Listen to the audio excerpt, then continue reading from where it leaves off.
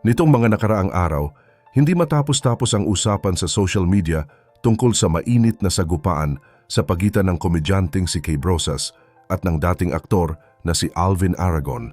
Nagsimula ang lahat ng maglabas ng mga pahayag si Alvin na tila direktang tumatama sa paraan ng pagpapalaki at pagtanggap ni Kay sa kanyang anak na si Crystal, na isang proud member ng LGBTQ community. Sa kanyang mga video, binatikos ni Alvin ang mga magulang na imbis na pagsabihan ng kanilang mga anak ay parang ipinagmamalaki pa raw ang mga ito kahit labag umano sa turo ng relihiyon. Hindi nakapagpigil si Kay Brosas dahil hindi lang ang kanyang pagkatao ang kinaladkad, kundi pati na rin ang dignidad ng kanyang sariling dugo at laman. Bakit nga ba umabot sa ganitong katinding panggigigil ang isang kilalang palabiro na si Kay? At ano nga ba ang mga salitang binitiwan ni Alvin na nagtulak sa isang ina na rumisbak ng walang takot sa harap ng kamera? Pero bago po ang lahat, baka pwedeng palike ang video na ito.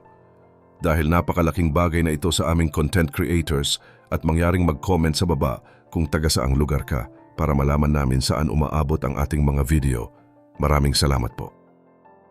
Sa totoo lang, mahirap talagang manahimik kapag ang pinag-uusapan na ay ang iyong anak. Sa mga kumalat na video ni Alvin Aragon, mapapansin na punong-puno siya ng emosyon habang kinukwestiyon ang mga magulang na gaya ni Kay Brosas. Sabi ni Alvin, parang tuwang-tuwa pa raw si Kay na ang kanyang anak ay nagpakabakla at ginawan pa raw ito ng kanta. Para kay Alvin, ang ganitong klaseng pagsuporta ay hindi kinalulugod ng Diyos at parang hinahayaan lang daw ang anak sa maling landas. Kitang-kita sa kanyang mga galaw na talagang galit siya at tila nandidiri sa ideya na ang isang magulang ay papalakpak pa sa harap ng publiko para sa ganitong sitwasyon. Dahil dito, sumabog ang galit ni Kay Brosas at hindi niya ito pinalampas. Sa kanyang naging sagot, direkta niyang hinarap si Alvin at tinanong kung ano ba talaga ang pakialam nito sa buhay nila. Ayon kay Kay, matagal na siyang nananahimik kahit nakikita niyang nagtitrending si Alvin dahil sa mga banat nito, pero dahil binanggit na ang pangalan niya at idinamay ang kanyang muka, kailangan na niyang magsalita. Napaka-logical ng naging hirit ni Kay dahil tinanong niya si Alvin kung may ambag ba ito sa pagpapalaki niya sa kanyang anak. Nagbigay ba si Alvin ng pambayad sa preschool o kahit man lang pambili ng baon noong nag-aaral pa ang anak niya? Siyempre ang sagot ay wala, kaya para kay Kay, wala ring karapatan si Alvin na manghusga kung paano niya mahalin at tanggapin ang kanyang anak. Ang mas nakakaagaw ng pansin dito ay ang paggamit ni Alvin sa kanyang pagiging hardcore Christian para atakihin ang ibang tao. Sinabi ni Kay na marami siyang kilalang mga Kristiyano na may respeto at marunong umintindi sa kapwa, pero itong si Alvin ay iba raw ang ginagamit na atake. Para kay Kay, hindi tunay na pagmamahal sa Diyos ang ipakita ang ganitong klaseng galit at pangungutya sa mga taong wala namang ginagawang masama sa kanya. Inamin ni Kay na noong nag-out ang kanyang anak at ibinigay niya ang buong suporta niya rito, alam niyang hindi lahat ay papalakpak sa kanya, pero hindi niya inasahan na may isang taong gaya ni Alvin na ganito katindi ang gigil at parang gustong manakit ng damdamin. Dahil sa tindi ng sagutan, hindi lang basta simpleng depensa ang ginawa ni Kay Brosas dahil talagang sinalungat niya ang buong pananaw ni Alvin Aragon pagdating sa pananampalataya. Ayon kay Kay, tila masyadong kampante si Alvin na siya lang ang tama at ang mga katulad lang niya ang maliligtas. Sa puntong ito, hindi na lang basta pagiging ina ang ipinakita ni Kay, kundi ang kanyang sariling paniniwala tungkol sa kung ano nga ba ang tunay na nilalaman ng puso ng isang tao. Nakakapagtaka rin kasi para sa marami kung bakit tila may listahan si Alvin ng mga taong karapat-dapat sa langit habang ang mga miyembro ng LGBTQIA+ at ang mga pamilyang sumusuporta sa kanila ay parang automatiko ng hinuhusgahan na mali.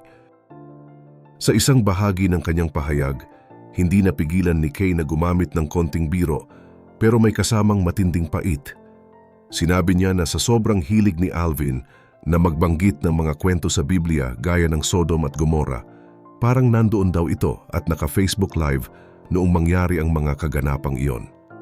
Para kay Kay, nakakairita na ang ganitong klaseng pag-atake dahil hindi lang naman ang anak niya ang tinatamaan kundi ang buong komunidad. Masyado raw kasing malalim ang galit ni Alvin sa lahat ng aspeto ng buhay ng mga taong ito, mula sa pananamit hanggang sa mga kanta na ginagawa nila.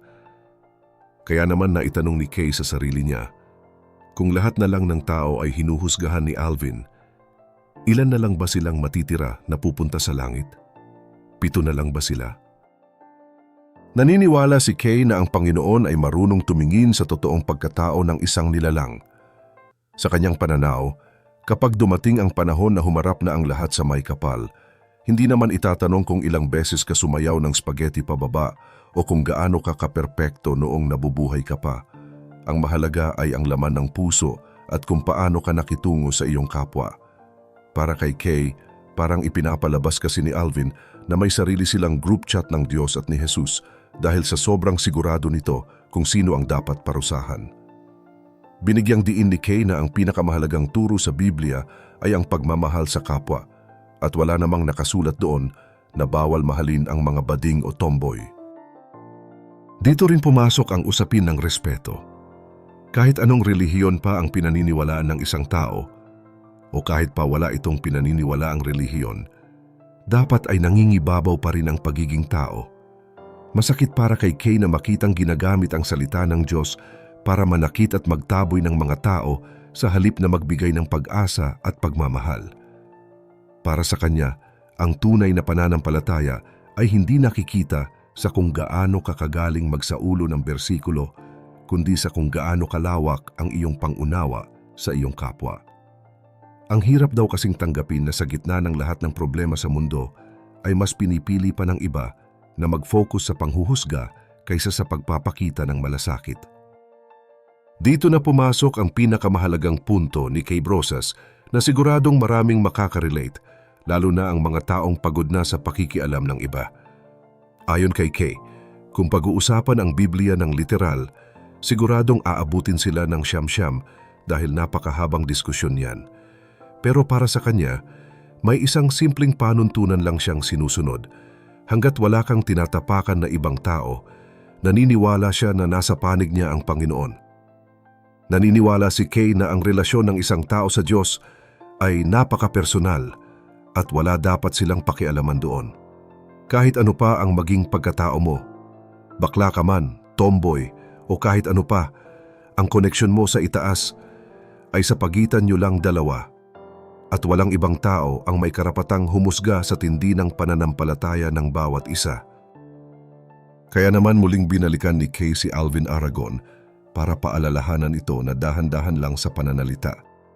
Walang masama kung magbibigay si Alvin ng kanyang sariling opinyon, pero ang hindi matanggap ni Kay ay ang pagdrag sa pangalan nila na parang pinalalabas na masama siyang magulang. Sa tingin ni Kay, doon sumobra si Alvin. Muling iginiit ng komedyante na kung totoong binabasa ni Alvin ang Biblia, dapat ay alam nito na ang Diyos ay pag-ibig at ang pangunahing utos ay mahalin ang iyong kapwa. Para kay Kay, ang tunay na respeto ay ibinibigay sa isa't isa bilang tao, anuman ang pagkakaiba ng paniniwala o pamumuhay. Sa gitna ng galit, nakiusap si Kay kay Alvin na sana ay kumalma ito at huwag nang husgahan kung paano niya pinalaki ang kanyang anak. Ipinagmalaki ni Kay na ang kanyang anak ay lumaking maayos, hindi naging kriminal at hindi naging lulong sa masamang bisyo. Inamin niya na hindi perpekto ang relasyon nilang mag-ina at may mga pagkukulang din sila. Pero sigurado siya na may tama siyang ginawa dahil lumaking mabuting tao ang kanyang anak. Direkta ring nagbigay ng mensahe si Kay para sa kanyang anak na si Crystal, kung saan sinabi niyang sobrang proud siya rito at marami ang nagmamahal at sumusuporta sa kanya sa kabila ng mga batikos ng ibang tao. Ang panawagan ni Kay sa huli ay simple lang, magkaroon ng respeto at magpakalat ng pagmamahal sa halip na poot. Alam ni Kay na marami pa ring mga tao ang magbibigay ng kanilang komento at hindi maiiwasan ang mga pakialamero sa buhay, pero ang mahalaga ay panatilihin ang kalmado at huwag hayaang sirain ng iba ang kapayapaan ng iyong pamilya. Hindi biro ang pinagdaanan ni Kay sa isyong ito dahil hinarap niya ang isang taong ginamit ang relihiyon para maliitin ang kanyang pagiging ina. Sa huli, pinatunayan lang ni Kay na ang pinakamalakas na sandata laban sa panghuhusga ay ang katotohanan na masaya at matatag ang inyong pagsasama bilang pamilya. Sa napanood nating sagupaan na ito, tila nagbukas ang usapin kung hanggang saan nga ba dapat makialam ang ibang tao sa paraan ng pagpapalaki natin sa ating mga anak. Para sa inyo, sapat na bang basehan ang pagiging mabuting tao para masabing matagumpay ang isang magulang? O kailangan ba talagang sumunod sa lahat ng tradisyonal na turo ng relihiyon para masabing tama ang iyong landas? Kung kayo ang nasa posisyon ni Kay Brosas, mananatili ba kayong kalmado o masigit pa rito ang gagawin ninyong pag-rest back? I-comment nyo ang inyong mga saloobin sa ibaba dahil siguradong marami pa tayong dapat pag-usapan tungkol sa mainit na isyong ito at huwag kalimutang mag-like at subscribe para sa mas marami pang updates gaya nito.